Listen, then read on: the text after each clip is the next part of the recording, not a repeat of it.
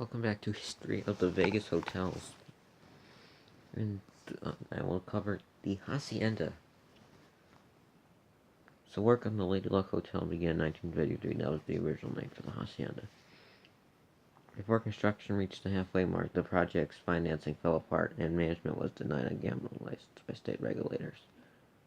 One of the investors, Warren Doc Bailey, a travel columnist and the owner of the Hacienda Motel in Francisco, stepped in to take over, agreeing to lease the property for $55,000 per month for 15 years. He changed the name from Lady Luck to Hacienda. The Hacienda opened on October 17, 1956 at a cost of $6 million, with 266 rooms and the largest swimming pool on the Strip. Bailey formed Hacienda Airlines in 1957, offering packages that includes transportation from Los Angeles to the Hacienda, as well as the rooming and some casino chips. The airline included DC-3s, DC-4s, and Lockheed Constellations, numbering as many as 30 aircraft. After his death in '65, his widow Judith Bailey took over management. After her death, the property was sold in 1972 for $5 million to a group led by Aaron R. Glick, who was later revealed to be a frontman for organized crime interests. In 1977, Paul Lord, the Hacienda entertainment director and owner for a 15% stake, bought out Glick and the other owners for $21 million. The Gambling Control Board voted to deny his license due to association with Glick, but it was overruled. By 1995, the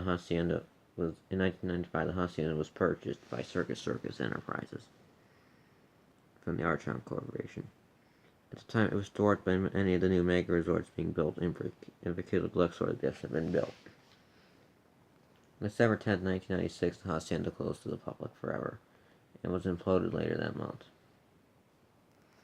This implosion was broadcast on the Fox network as part of the New Year's Eve 1996 telecast. Despite the implosion, parts of the old resort still stood due to the building not falling to its footprint, but toppling into its parking lot. The next day, the rest was torn down by a wrecking crew. Some interesting things. Magician Herbert L. Becker produced, directed, and wrote his own show at the Hacienda beginning in 1977. The show ran for 2 years on a staggered schedule before Becker went into retirement. Magician Lance Burton also produced, directed, and wrote his own show at the Hacienda beginning in 1991. The show ran for 5 more years before Burton moved to the Monte Carlo Resort and Casino. Excuse me. In March 1999, that was replaced by the Mandalay Bay.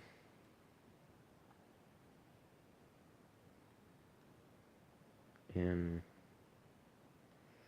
it was renovated in 67, 79, 82, 88, and 1990.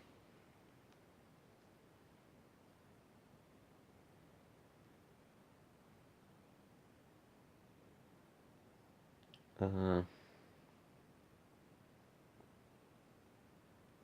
sign that was put in front of the property still exists. It's now permanently displayed in the Neon Museum. And that's it, actually. Thank you, and this one's going to be a relatively short one due to this one didn't last very long. But, well, thank you, and goodbye.